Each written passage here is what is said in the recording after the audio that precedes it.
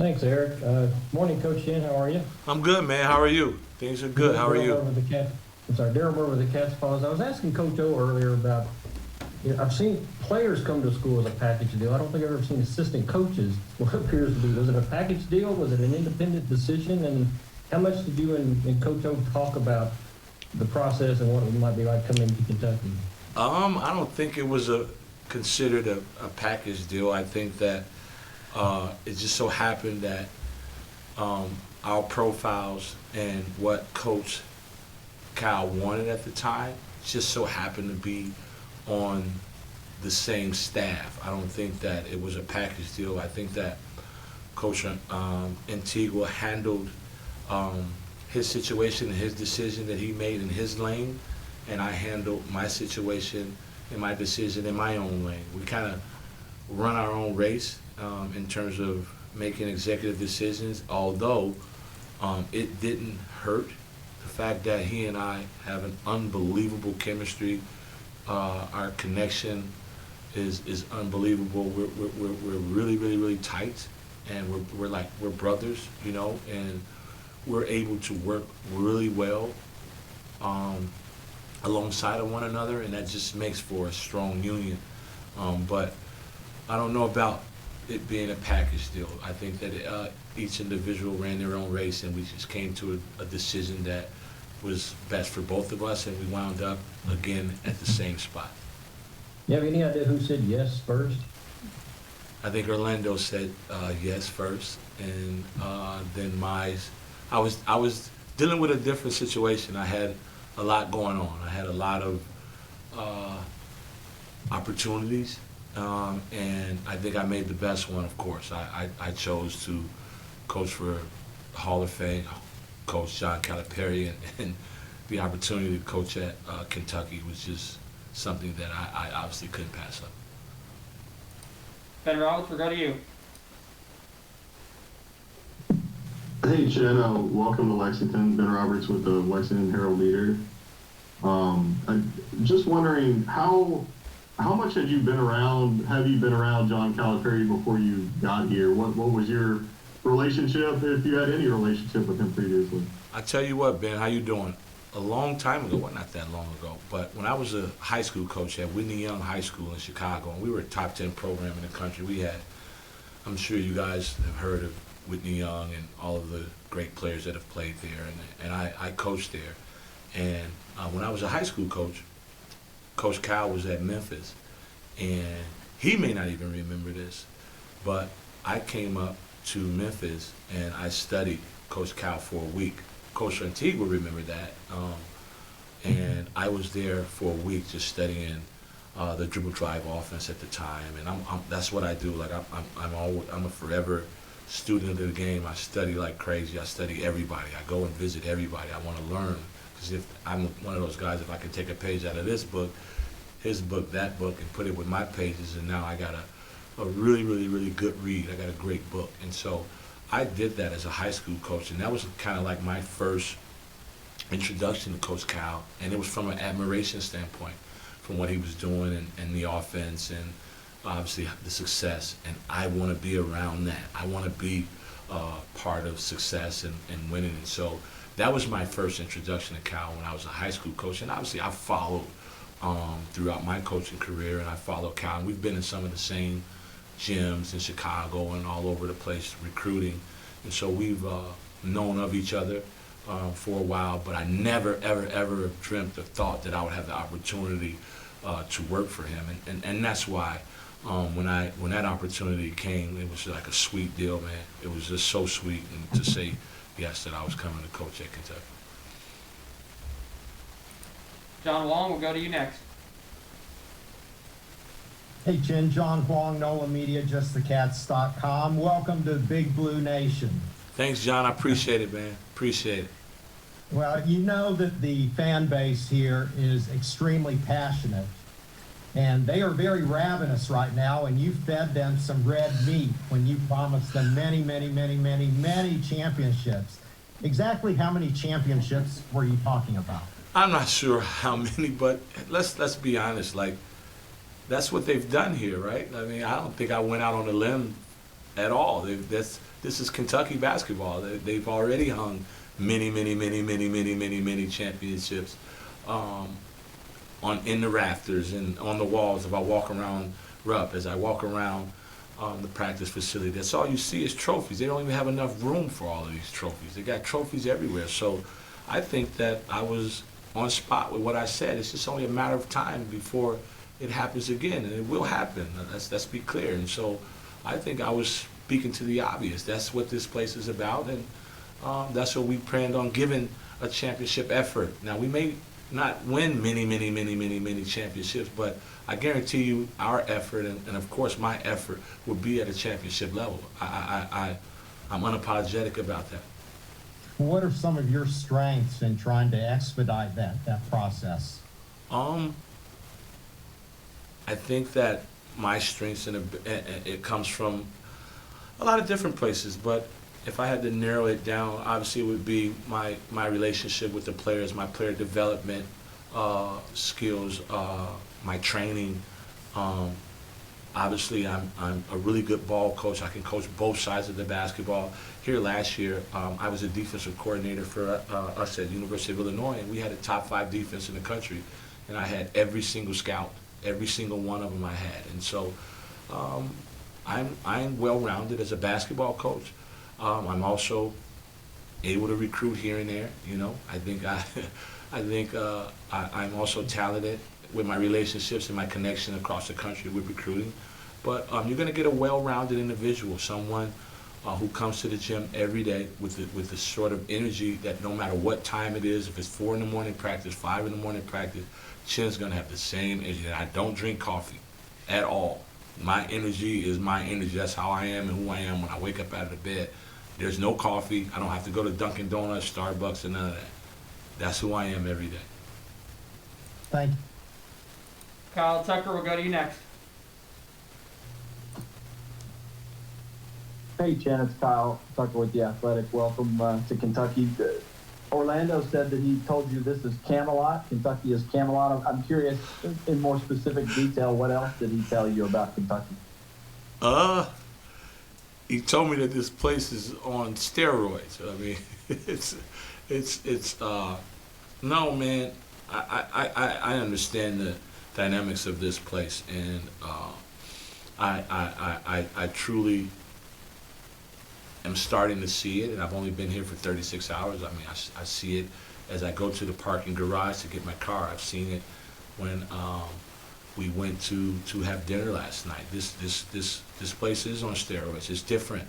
It just hits different, you know, and I understand the dynamics of that, and having Coach Antigua, who's been through it already before, to kind of help me with the transition is just is also very, very good opportunity for me to have someone that has been through it, who experienced with it, instead of going along and going through it without any of that, right? And so he's going to be a big help to me in terms of the transition, but I'll figure my way around.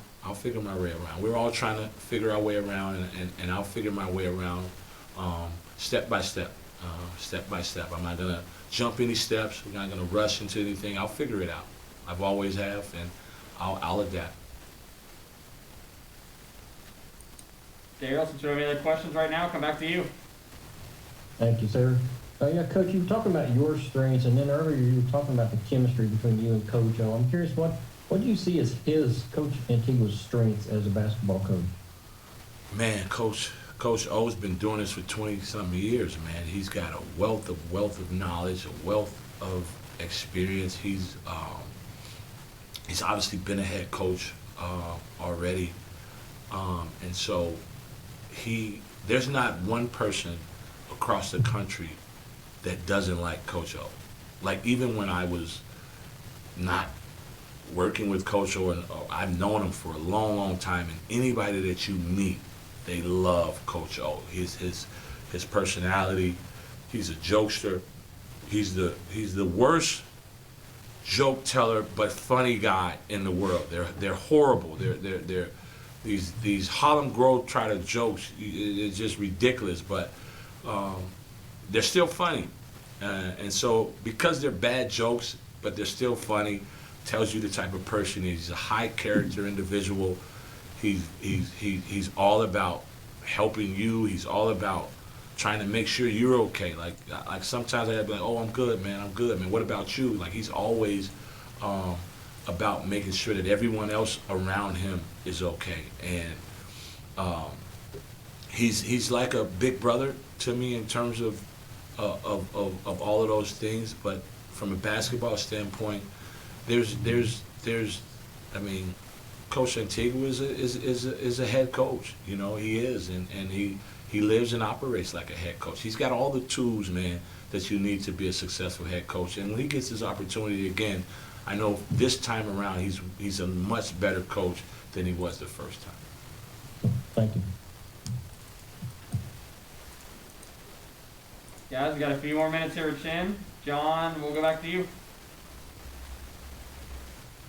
Hey, Jen, one of Coach Cal's strengths is that he's very innovative and always able to think outside the box. And yet, ironically, I think one of the media criticisms of him sometimes was that he didn't listen a whole lot to a lot of his assistants trying to encourage him with new things. How are you in approaching that? Are you one of these that's able to kind of take an idea and present it to somebody and convince them that this is something that could work, that they're maybe not familiar with or comfortable with?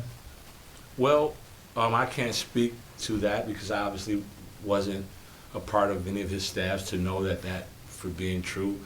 But my job is to shop for Coach Calipari's groceries. My job is to service him the best way I can. And if I have an idea that I think that we can utilize, it's all about trying to help us be better, trying to help us win. If I have an idea that I think we can utilize, it's all about your approach, right? It's all about how you approach the head coach in terms of getting him to see your idea as something that is all about the team, and it's all about us helping us win. I got a particular set of skills that I use when those situations happen, and I think, like, Coach, have you ever tried this, or what do you think about this? It's just the approach, and at the end of the day, that's your job as an assistant, and I think that I'm persistent enough without being overwhelming and without being,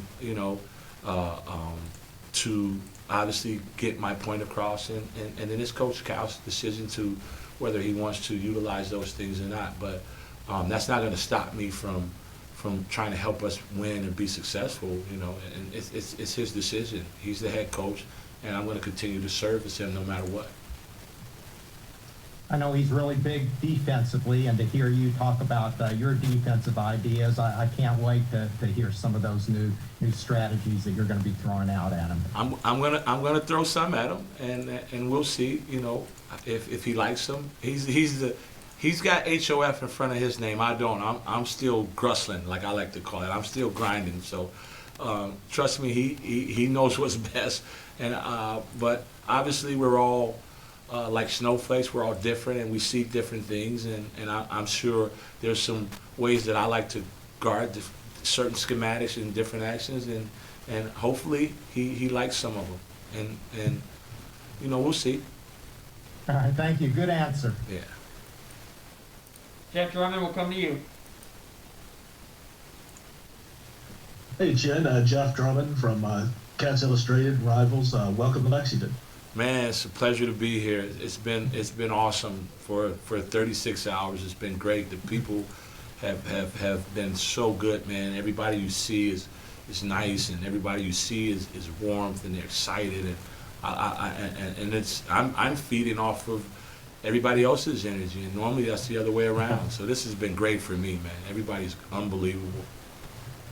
That's awesome. I can't wait to get to know you a little better.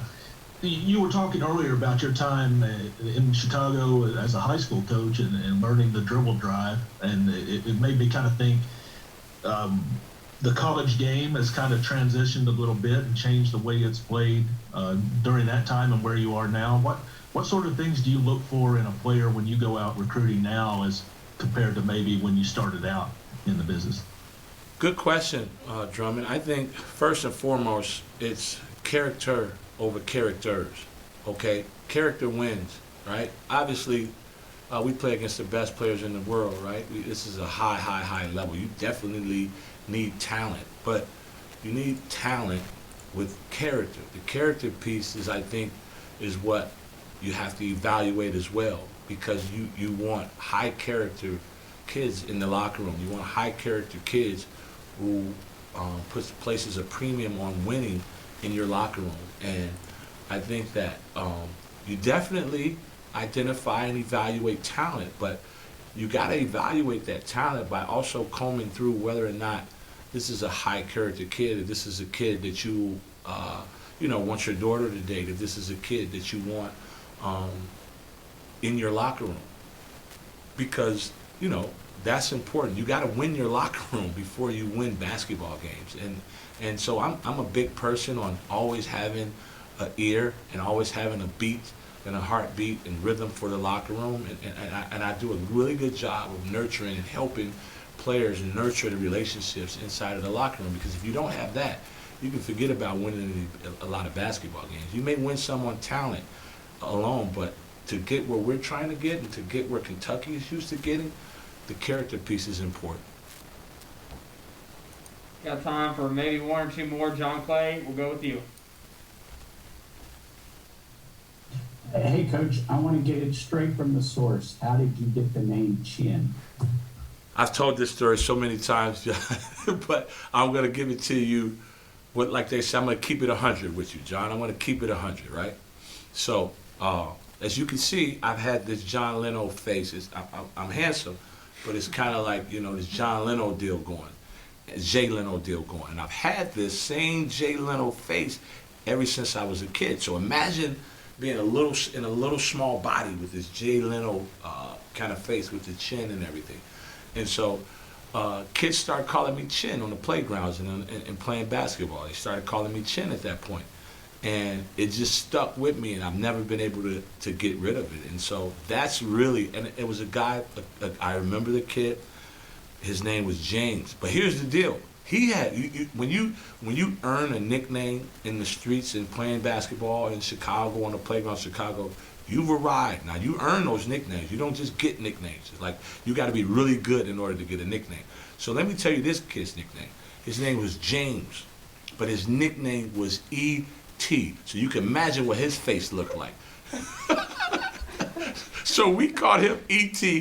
He called me Chin, but you can imagine what his face looked like if he was nicknamed E.T. So that's the story, and that is a 100% fact. I just kept it 100 with you, John.